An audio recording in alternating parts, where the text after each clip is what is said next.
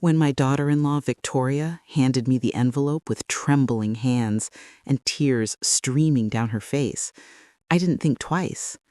I opened it right there in my kitchen, standing by the window where morning light always made everything look softer, kinder.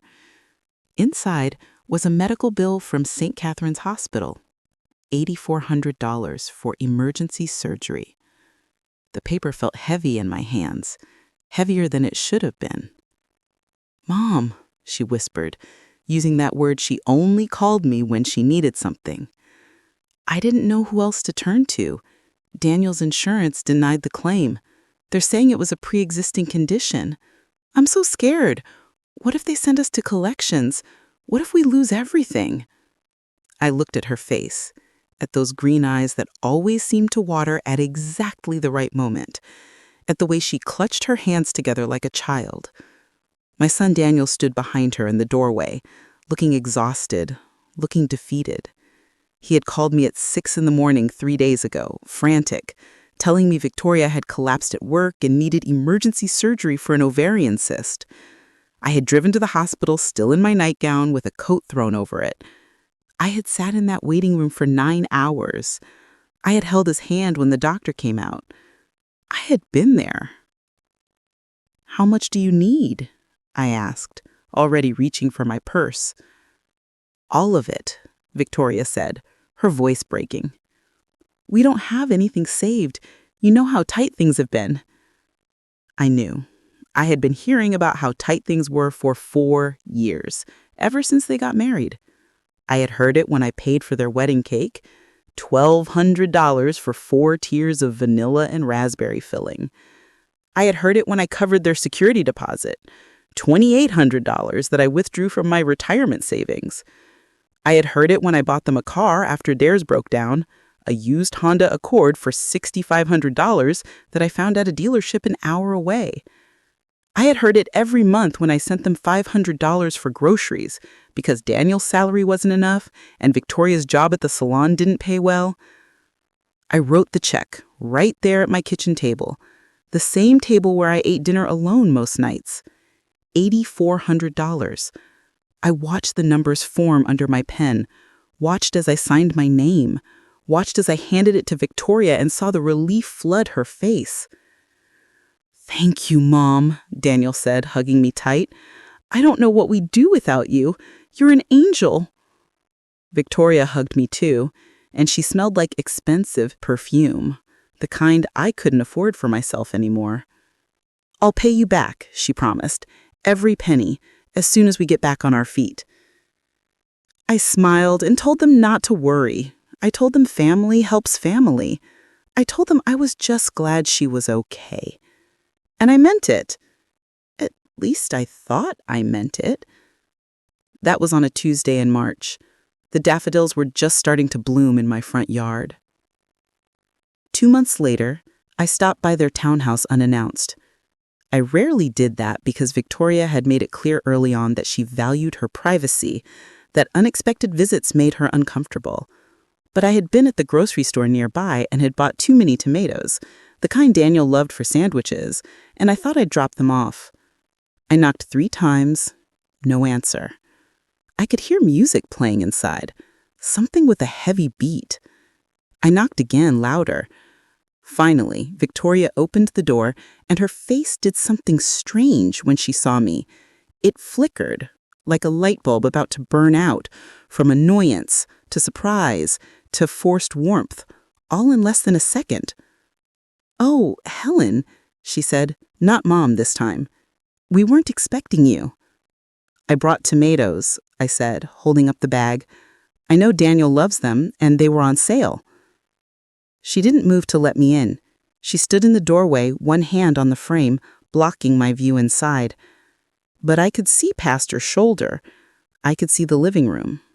I could see the new furniture. A massive sectional sofa in cream leather, a glass coffee table with gold legs, a 65-inch television mounted on the wall, decorative pillows that looked like they came from one of those expensive home stores, a plush area rug in geometric patterns, everything new, everything expensive.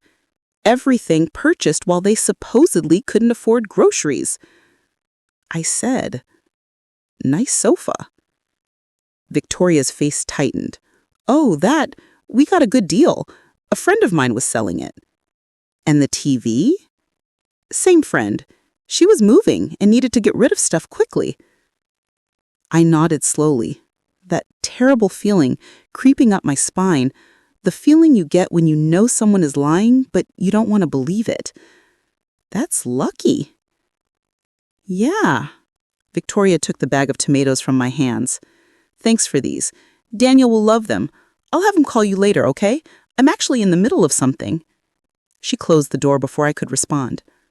I stood there on her porch for a moment, staring at the wreath she had hung on the door, a beautiful spring wreath with silk flowers that probably cost $80. I walked back to my car slowly, my knees aching the way they did when the weather changed. I sat in the driver's seat and looked at my hands on the steering wheel. They were old hands now, wrinkled and spotted. When did that happen? I drove home and couldn't stop thinking about that cream leather sofa. Couldn't stop adding up numbers in my head. I went to my computer and looked up the furniture I had seen.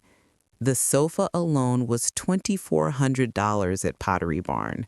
The coffee table was $600. The TV was at least $800. That was $3,800 in furniture. I had given them $8,400 2 months ago. They had told me they had nothing saved. They had cried. Victoria had cried. I opened my filing cabinet and pulled out the folder where I kept every check I'd written for them, every receipt, every transfer confirmation. I spread them across my dining room table. All these pieces of paper that represented my sacrifices. I started calculating. Wedding cake, $1,200. Security deposit, $2,800. Car, $6,500. Monthly grocery help, $500 for 4 years, $24,000. Christmas gifts, 4 years at roughly $800 each, $3,200. Emergency car repairs, 3 times, $2,100. Furniture for their bedroom when they moved in, $1,800.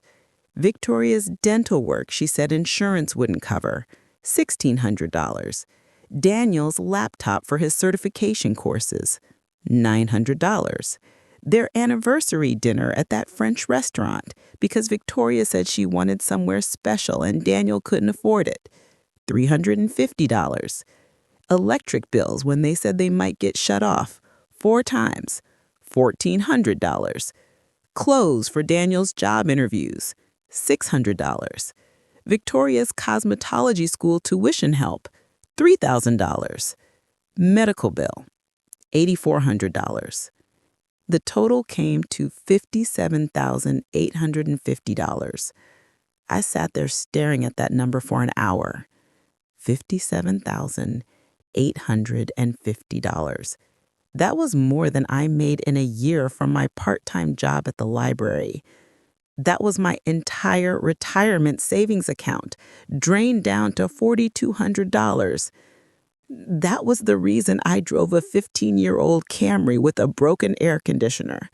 That was why I bought store brand everything and cut coupons and hadn't been on vacation in 6 years. I had given them nearly $60,000, and they had just bought a cream leather sofa while telling me they couldn't afford groceries. I didn't call them. I didn't confront them. I went to bed that night and lay awake until 3 in the morning, watching the shadows move across my ceiling. I kept seeing Victoria's face when she opened the door, that flash of annoyance before she remembered to smile. I kept hearing her voice saying, "Oh, Helen," not Mom.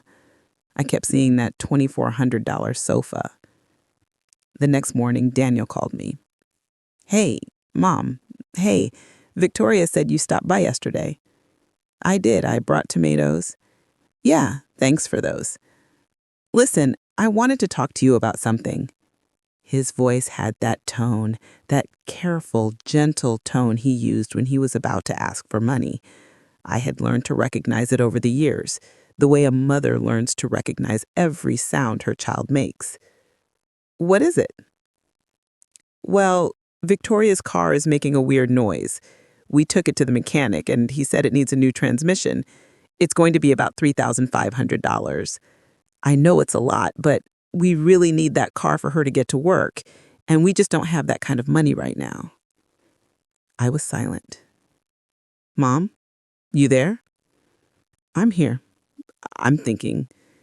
It's just, with the medical bills and everything, we're really strapped. I hate to ask, but I didn't know who else to turn to.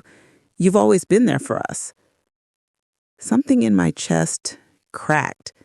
Not broke, but cracked like ice on a pond when the temperature shifts. Daniel, when I came by yesterday, I noticed you have new furniture. Silence on his end. Then, carefully, yeah, we got some good deals. How much did you spend on that sofa? I don't know, Mom. Victoria handled it. Why? Because I gave you $8,400 2 months ago for a medical emergency. And now you're asking me for another $3,500 while sitting on what looks like a $2,400 couch. Mom, those are two completely different things. We needed furniture. Our old couch was falling apart. You told me you couldn't afford groceries. You told me you were scared of losing everything. We are, but we also needed to live, Mom. We can't just sit on folding chairs forever. How much did the TV cost? What? The TV on your wall. How much? I don't see what that has anything to do with anything. How much, Daniel? He sighed, frustrated now. I don't know, maybe $900. It was on sale. Mom, why are you interrogating me? We're allowed to buy things for our home. With my money? It wasn't your money. You gave us that money for the medical bill. We paid the medical bill. Did you? Another silence, longer this time. What are you implying?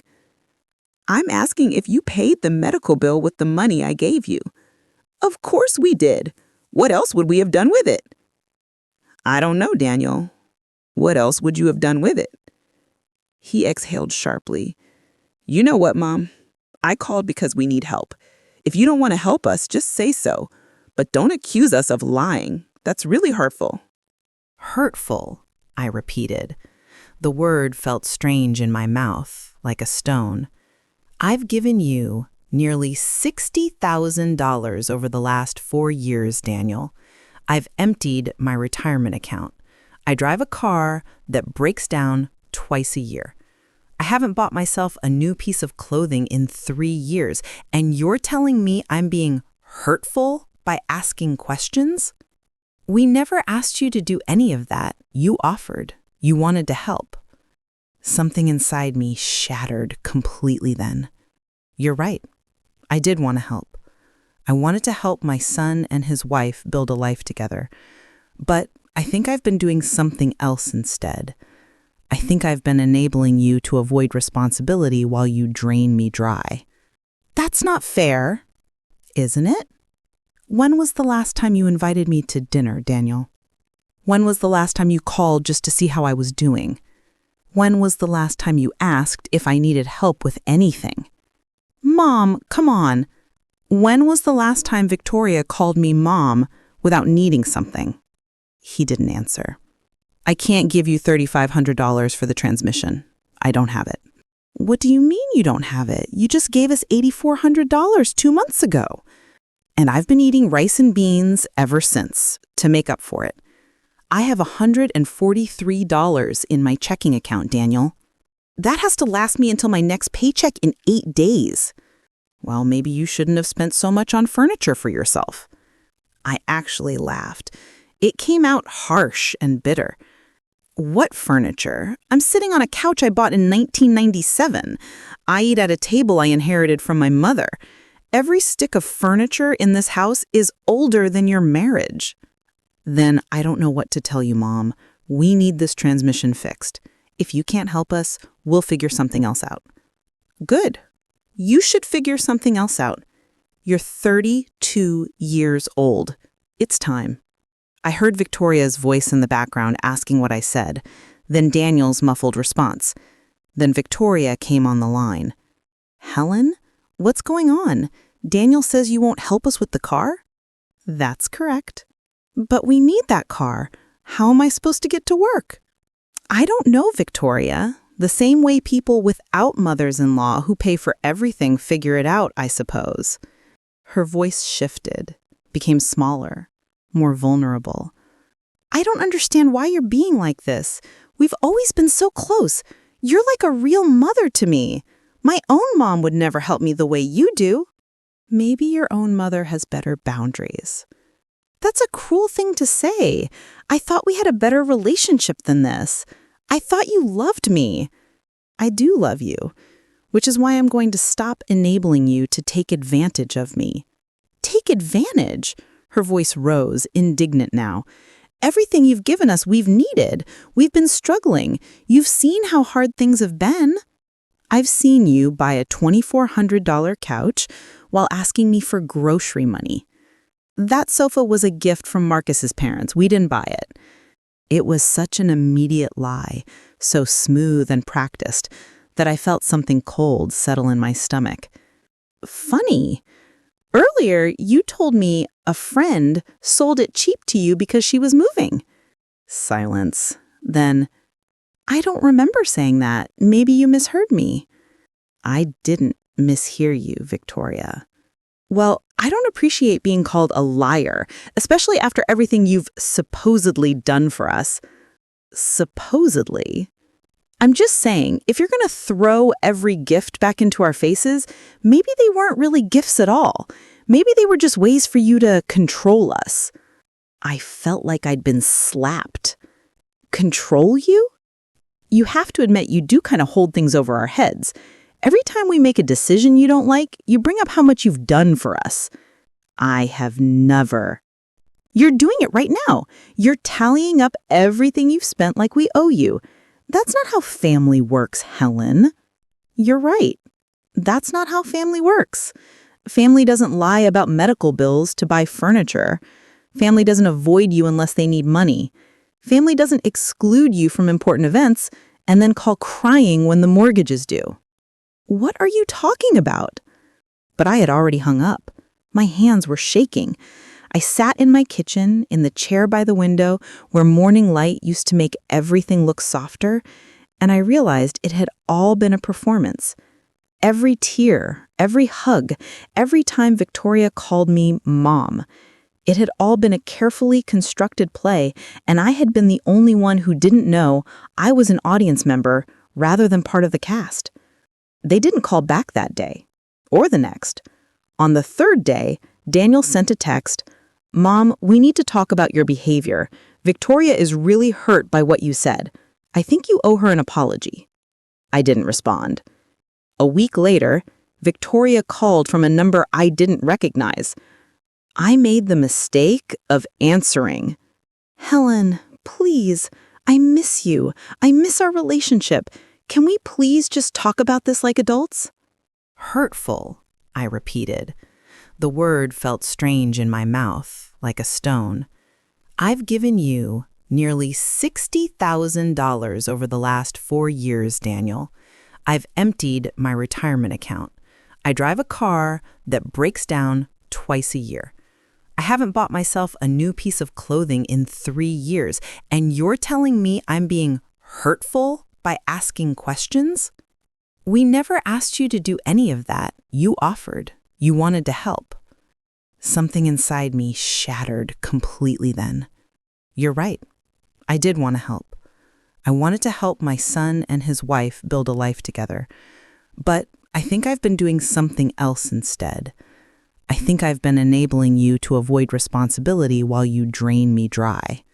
That's not fair, isn't it? When was the last time you invited me to dinner, Daniel? When was the last time you called just to see how I was doing?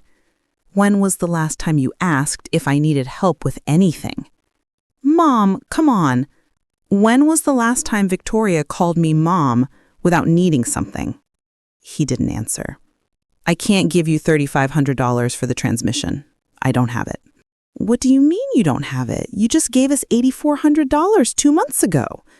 And I've been eating rice and beans ever since to make up for it. I have $143 in my checking account, Daniel.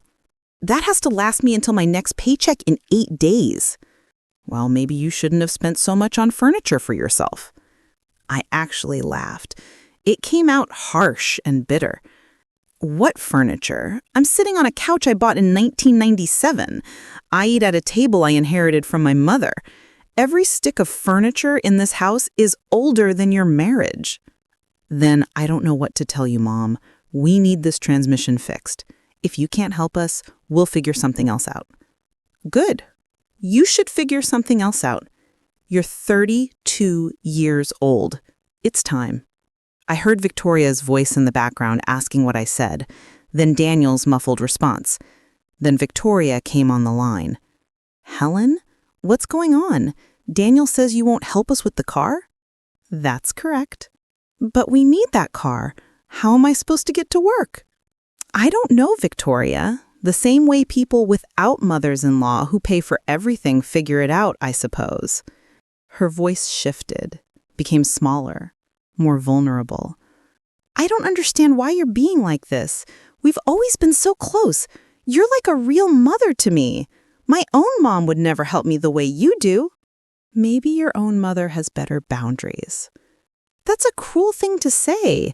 I thought we had a better relationship than this. I thought you loved me. I do love you, which is why I'm going to stop enabling you to take advantage of me. Take advantage? Her voice rose, indignant now. Everything you've given us, we've needed. We've been struggling. You've seen how hard things have been.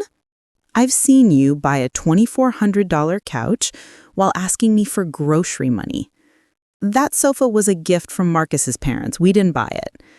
It was such an immediate lie, so smooth and practiced, that I felt something cold settle in my stomach. Funny. Earlier, you told me a friend sold it cheap to you because she was moving. Silence. Then, I don't remember saying that. Maybe you misheard me. I didn't mishear you, Victoria. Well, I don't appreciate being called a liar, especially after everything you've supposedly done for us. Supposedly? I'm just saying, if you're going to throw every gift back into our faces, maybe they weren't really gifts at all. Maybe they were just ways for you to control us. I felt like I'd been slapped. Control you? You have to admit you do kind of hold things over our heads. Every time we make a decision you don't like, you bring up how much you've done for us. I have never. You're doing it right now. You're tallying up everything you've spent like we owe you. That's not how family works, Helen. You're right. That's not how family works. Family doesn't lie about medical bills to buy furniture. Family doesn't avoid you unless they need money. Family doesn't exclude you from important events and then call crying when the mortgage is due. What are you talking about? But I had already hung up. My hands were shaking. I sat in my kitchen, in the chair by the window, where morning light used to make everything look softer, and I realized it had all been a performance. Every tear, every hug, every time Victoria called me Mom. It had all been a carefully constructed play, and I had been the only one who didn't know I was an audience member rather than part of the cast. They didn't call back that day, or the next. On the third day, Daniel sent a text, Mom, we need to talk about your behavior. Victoria is really hurt by what you said. I think you owe her an apology. I didn't respond. A week later, Victoria called from a number I didn't recognize. I made the mistake of answering. Helen, please, I miss you. I miss our relationship. Can we please just talk about this like adults? She called me pathetic. She bragged about manipulating me for money. You're taking things out of context. You don't understand how social media works. People exaggerate. Do they exaggerate beach vacations? Do they exaggerate designer purses? You told me you couldn't afford groceries, and then you went to the Bahamas. That was a gift from Victoria's parents. Stop lying to me. I was yelling now, something I rarely did. Just stop lying. I have screenshots of everything. I have proof. You've been using me, taking advantage of me, laughing about it with your friends. You know what your problem is, Mom? You're lonely. You're bitter. Dad died and you never moved on, so you tried to live through me instead. And now that I have my own family, you can't handle it. That was the moment. That was when something inside me died completely. He had brought up his father, my husband who had died 7 years ago after a sudden heart attack, my Richard, who I still dreamed about, who I still set a place for at dinner sometimes by accident. He had weaponized my grief. Get out, I said quietly. Mom, get out of my house. You're being ridiculous. I said get out, and don't come back. Don't call, don't text, don't come crying when you need money for another fake emergency. We're done. You don't mean that. I have never meant anything more in my entire life. You and Victoria have taken nearly $60,000 from me. You've lied to me, manipulated me, mocked me behind my back. You've treated me like an ATM with emotions, something to use when convenient and ignore the rest of the time. That ends now. Fine, he headed for the door. But don't come crying to me when you're old and alone and there's no one to take care of you. I'm already alone, Daniel. That's the sad truth. I've been alone for 4 years. I just didn't realize it because I was too busy making sure you weren't. He slammed the door so hard that a picture frame fell off the wall. It was a photo of Daniel's high school graduation, him in his cap and gown, smiling with his whole face. I picked it up off the floor. The glass had cracked right through his face. I threw it in the trash. For 2 weeks, I heard nothing. It was the longest I had gone without talking to Daniel since he was born. I went to work at the library, came home, ate simple dinners, watched old movies. I felt hollow, like someone had scooped out my insides and left just the shell. I cried at unexpected moments, in the produce aisle at the grocery store, at a red light, while shelving books about parenting. But I didn't call them. I didn't break. On the 15th day, I got a letter in the mail. It was from a lawyer's office, Patterson and Associates. I opened it with shaking hands. It was a demand letter. Victoria and Daniel were suing me for emotional distress and harassment. They claimed that I had stalked them online, made false accusations about their character, and caused Victoria severe emotional trauma that had resulted in therapy bills and lost wages. They were asking for $45,000 in damages. I read the letter 3 times. Then, I called the number at the bottom. A woman answered, Patterson and Associates, how may I direct your call? My name is Helen Brennan. I just received a letter from your office about a lawsuit. I'd like to speak to someone. One moment, please. A man came on the line. Mrs. Brennan, this is Martin Patterson. Thank you for calling. I assume you've received our letter regarding the complaint filed by Daniel and Victoria Brennan. I have. And I'd like you to know that everything in this letter is a lie. I see. Well, you certainly have the right to contest the claims. I would recommend you obtain legal representation. Mr. Patterson, before you proceed with this case, I think you should know something. My son and his wife have defrauded me out of nearly $60,000 over the past 4 years. I have documentation of every payment, every lie, every manipulative tactic they used. I have screenshots of social media posts where Victoria brags about taking advantage of me. If you pursue this lawsuit, I will countersue for fraud, and I will make sure every detail becomes public record. There was a long pause. I was not aware of any of that context. I'm sure you weren't, because they're very good liars, Mr. Patterson. They've had 4 years of practice. Mrs. Brennan, I'm going to need to speak with my clients before we proceed any further. Can you email me the documentation you mentioned? I'll do better than that. I'll come to your office tomorrow with everything printed out. Receipts, bank statements, screenshots, a detailed timeline, all of it. That won't be necessary. I insist. I'll see you tomorrow at 10 a.m. I hung up before he could respond. That night, I printed out everything, every check, every bank transfer confirmation, every screenshot from Victoria's social media, every text message where they asked for money and promised to pay me back. Every time I had written groceries or emergency or rent help in the memo line. I organized it all into a binder with tabs and dates and a summary sheet at the front. The binder was 3 inches thick. The next morning, I drove to Patterson and Associates wearing my best dress, the navy blue one I had bought for Sarah's engagement party that never happened. Except this wasn't my daughter's Sarah, and I had no daughter named Sarah. That was someone else's story. I wore my mother's pearl necklace. I did my hair.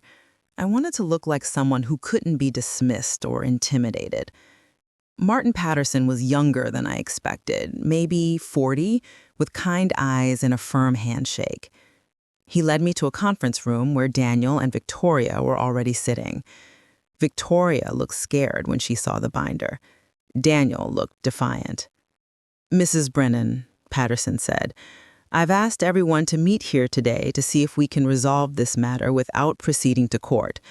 Why don't you start by explaining your perspective?" I set the binder on the table with a heavy thud. This binder contains documentation of every dollar I've given my son and his wife over the past 4 years. The total is $57,850. This does not include gifts for birthdays or Christmas, only money given in response to claimed emergencies or financial hardship. Page 3 shows the check for $8,400 I gave them for a medical emergency that, according to Victoria's social media posts on pages 15 through 17, never happened. Page 23 shows text messages where they claim they couldn't afford groceries, dated the same week as their vacation to the Bahamas, documented on pages 24 through 30. Page 45 shows screenshots of posts where Victoria admits to manipulating me for money and mocks me to her friends. On page 48, she specifically calls me pathetic and says I'm the easiest money ever. On page 52, she thanks me, quote, for being stupid enough to believe every sob story. Victoria's face went white. Those were private posts. You had no right. They were public enough that 47 people liked them. The final section of this binder, pages 60 through 73, documents their actual lifestyle during the period they claimed to be struggling financially. Designer clothes, expensive restaurants, luxury furniture, all purchased while telling me they might lose their home.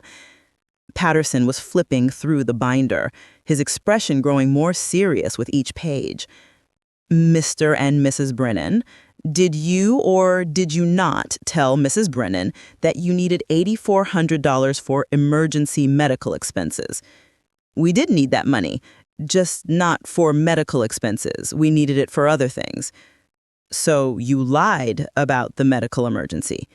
"We didn't lie, you either had a medical emergency or you didn't. Which is it?" Victoria burst into tears. Not the gentle, manipulative tears I was used to. These were angry, frustrated tears. "Fine, we lied. Is that what you want to hear? We lied because she was so desperate to help us, so desperate to feel needed, that we gave her what she wanted. She got to play the hero, and we got to live our lives. Everyone won. Except I lost $60,000. You gave us that money, willingly. You can't take back gifts. Gifts obtained through fraud aren't gifts, they're theft." The room went silent. "Now," Patterson continued, "I'm going to recommend that you drop your lawsuit against Mrs. Brennan immediately. Because, if this goes to court, not only will you lose, but she will very likely win a countersuit for fraud.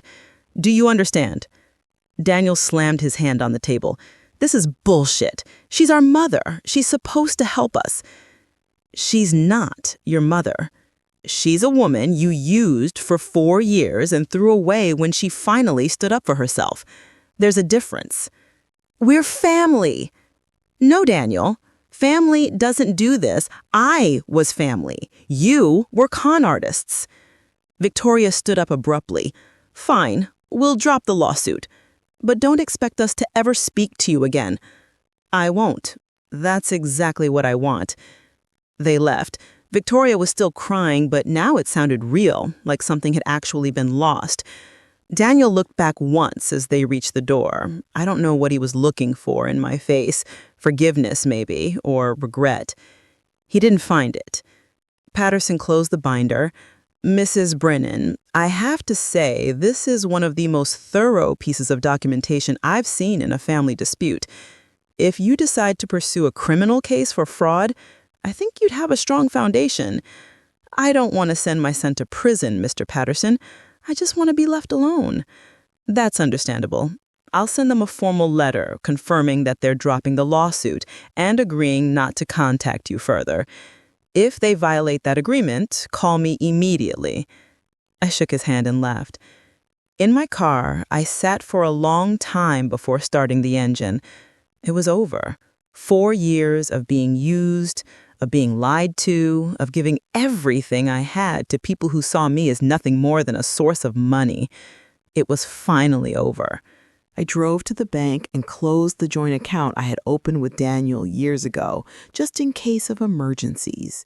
There was $217 in it. I transferred it to my personal account. Then I went to the phone store and changed my number. Then I went to a lawyer's office, not Patterson, and had them draft a document removing Daniel and Victoria as beneficiaries of my will and life insurance policy. Everything would now go to charity.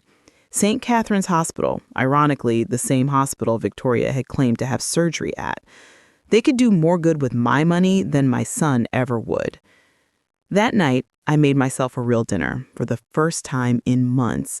Salmon with roasted vegetables, a glass of wine, a slice of chocolate cake from the bakery downtown. I ate slowly, savoring every bite. I ate at the table Richard and I had shared for 30 years, the table I had inherited from my mother, the table that had witnessed thousands of family meals and homework sessions and late-night conversations. I thought about what Daniel had said about me being old and alone with no one to take care of me. Maybe that was true. Maybe I would grow old alone, but at least I would do it with dignity.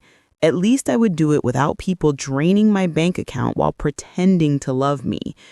My phone rang. My new phone, which only 3 people had the number to.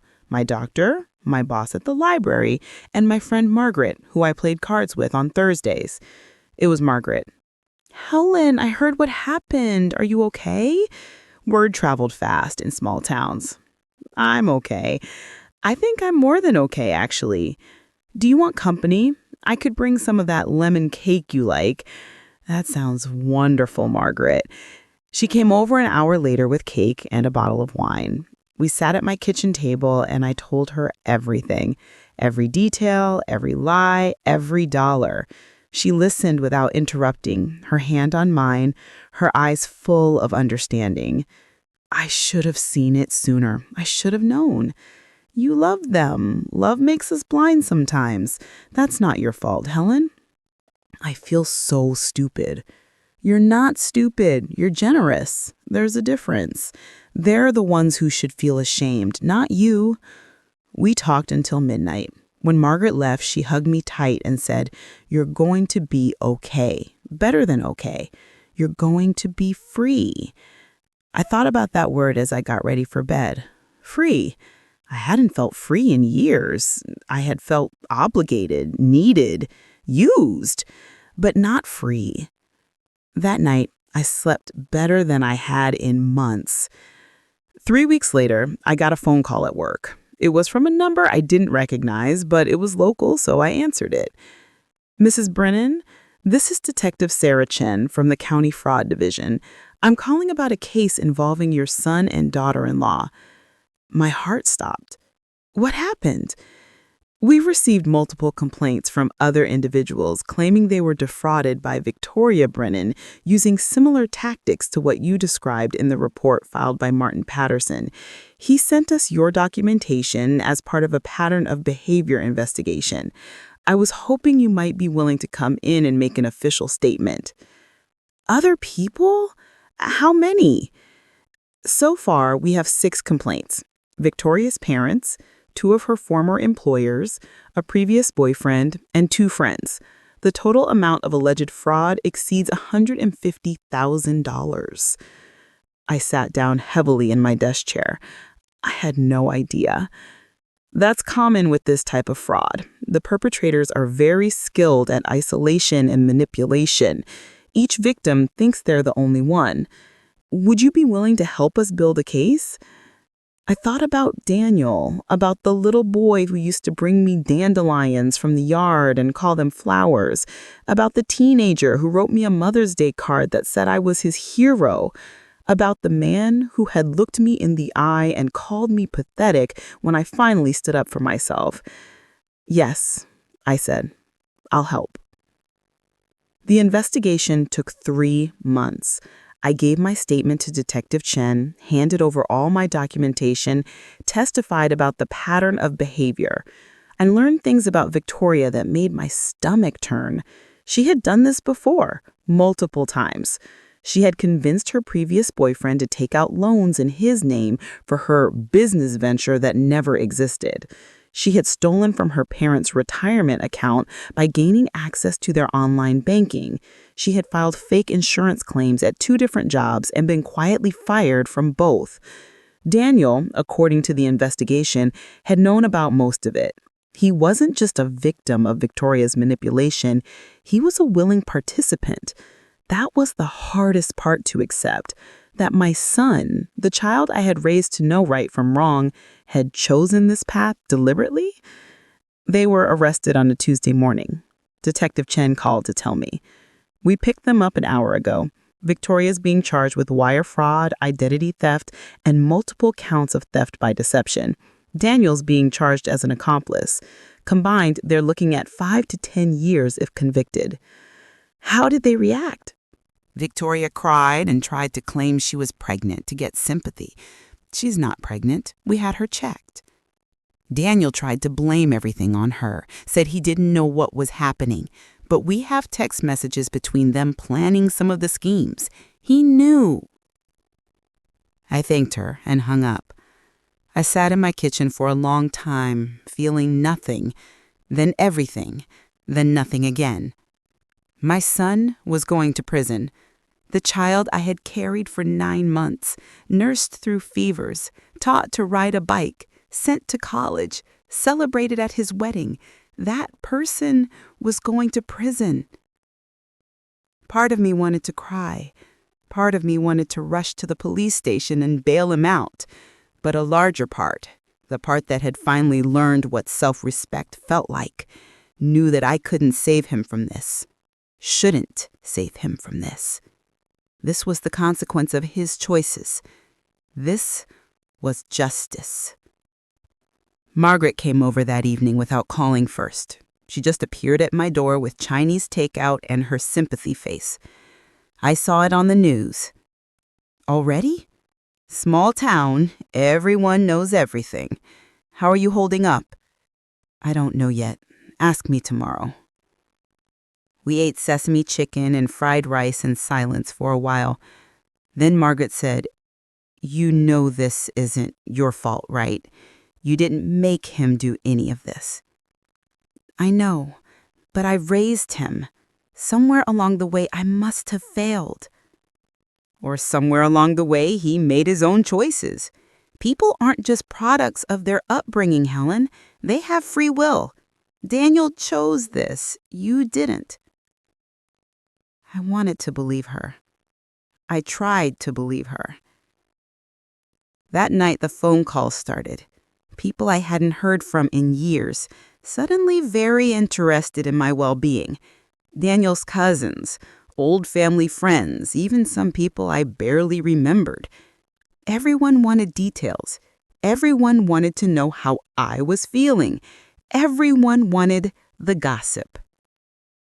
I stopped answering the phone after the first 5 calls. But one call got through 3 days later because it came from the county jail. I debated not accepting it. My finger hovered over the decline button.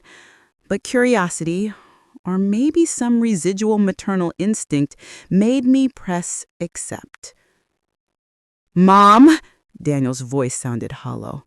Mom, please, I need you to listen to me. I'm listening.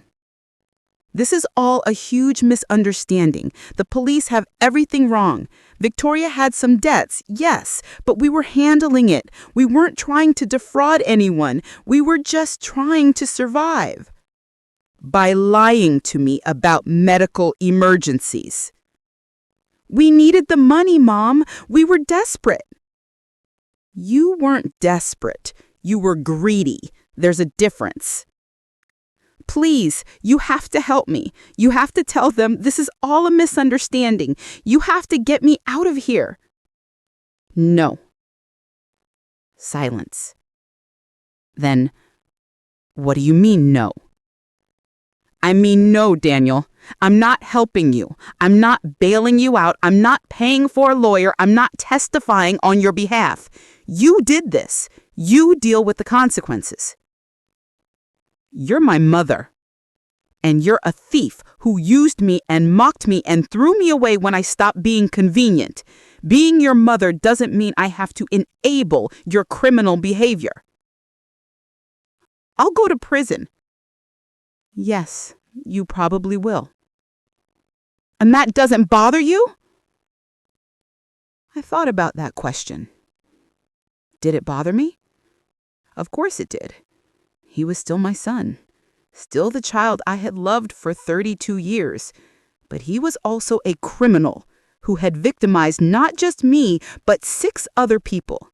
He was someone who looked at vulnerable people and saw opportunities rather than human beings. He was someone I didn't recognize anymore. It bothers me, I said finally, but not enough to compromise my integrity by lying for you. You made your choices. Now live with them. I hate you, he said. His voice was cold, final. I know. But I don't hate you, Daniel. I pity you. Because you had someone who loved you unconditionally, who would have done anything for you if you'd just been honest. And you threw that away for some furniture and vacation photos. That's pathetic.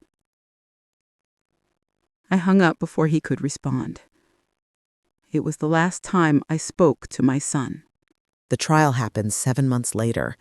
I attended every day, sitting in the back of the courtroom, watching as the prosecution laid out the evidence, bank statements, text messages, social media posts, testimony from Victoria's parents, who cried on the stand as they described finding their retirement account empty, testimony from her former boyfriend, who had declared bankruptcy because of loans she convinced him to take out, testimony from me, calm and factual, describing the 4 years of manipulation and lies. Victoria's lawyer tried to paint her as a victim of circumstance, a young woman who had made mistakes but meant no real harm. Daniel's lawyer tried to paint him as a manipulated husband, controlled by his wife's schemes. Neither strategy worked. The evidence was too overwhelming. The pattern was too clear. The jury deliberated for 4 hours. Guilty on all counts for Victoria, guilty on all counts for Daniel. At sentencing, the judge was stern. You both engaged in a calculated, prolonged scheme to defraud vulnerable people who loved and trusted you. You showed no remorse. You blamed everyone but yourselves. Mrs. Victoria Brennan, you are sentenced to 8 years in state prison. Mr. Daniel Brennan, you are sentenced to 6 years in state prison. Victoria sobbed. Daniel stared straight ahead, his face blank. They were led away in handcuffs. I watched them go and felt nothing but a strange sense of closure. Outside the courthouse, Detective Chen found me. Thank you for your cooperation, Mrs. Brennan.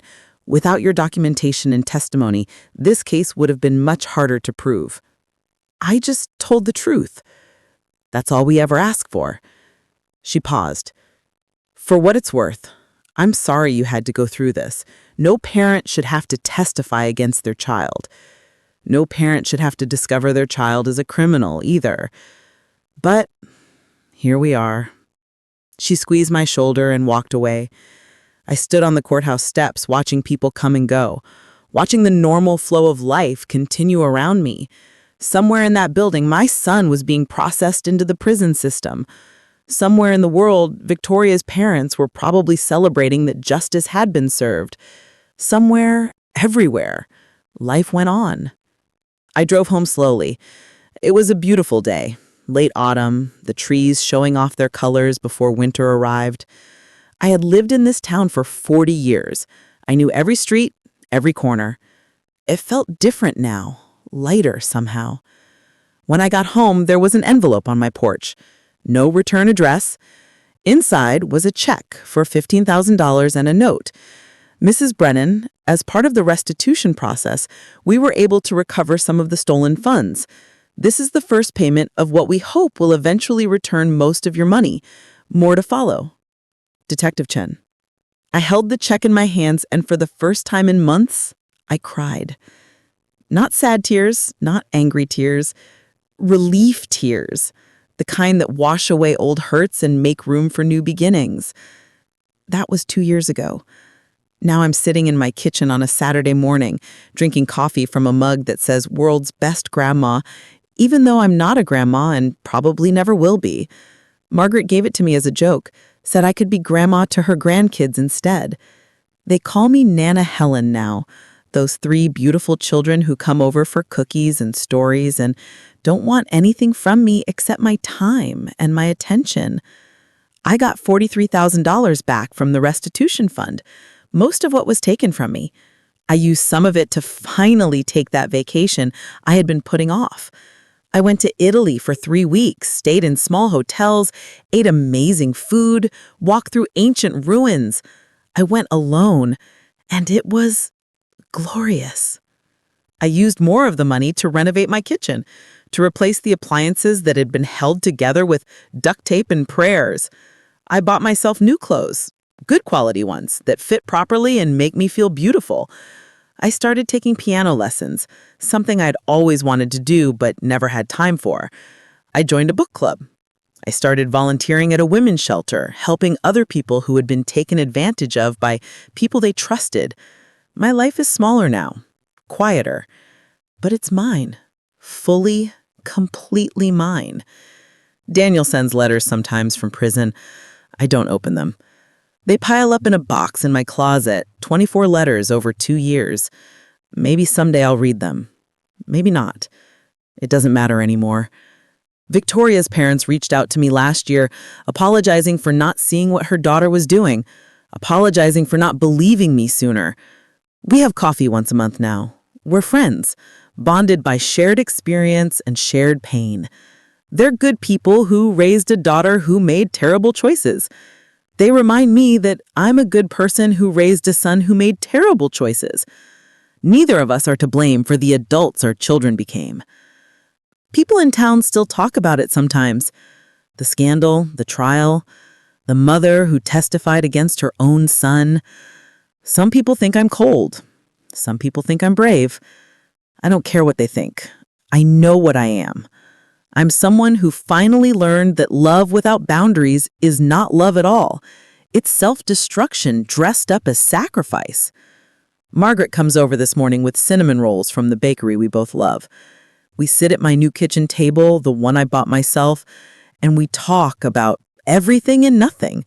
Her grandson's baseball game, the book club's next selection, the garden I'm planning for spring. "You seem happy," Margaret says, studying my face. "I am happy, actually happy, not just pretending to be. It looks good on you. It feels good, too." We finish our coffee and she leaves, and I wash the dishes and I look out my window at the yard where daffodils will bloom in a few months. The same yard where Daniel used to play as a child. The same yard where I scattered Richard's ashes 7 years ago. The same yard that has witnessed my entire adult life. I'm 64 years old. I have maybe 20 good years left, maybe more if I'm lucky. I'm going to spend them being kind to myself. I'm going to spend them surrounded by people who value me for who I am, not what I can give them.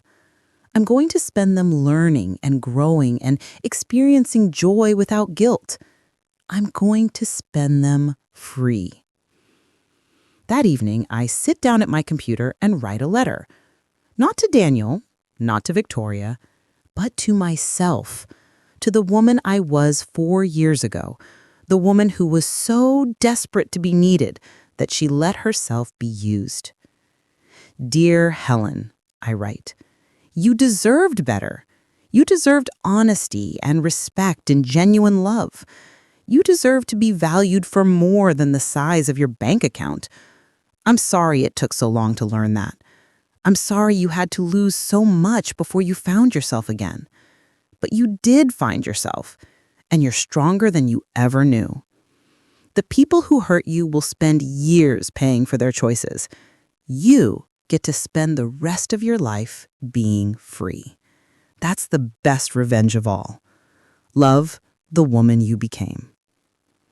I print it out and hang it on my refrigerator, right next to the drawing one of Margaret's grandchildren made me last week, a crayon picture of me in my garden, surrounded by flowers, with a smile on my face and the sun shining overhead. That's who I am now. Not a victim, not a doormat, not an ATM with emotions, just a woman in her garden with flowers and sunshine and the hard-won knowledge that the most important person to be generous with is yourself. I learned that you can love someone and still set boundaries. You can be kind without being a pushover. You can help family without destroying yourself in the process.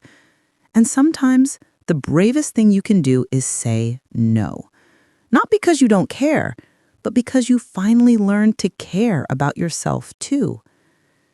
Daniel will be released from prison in 4 years.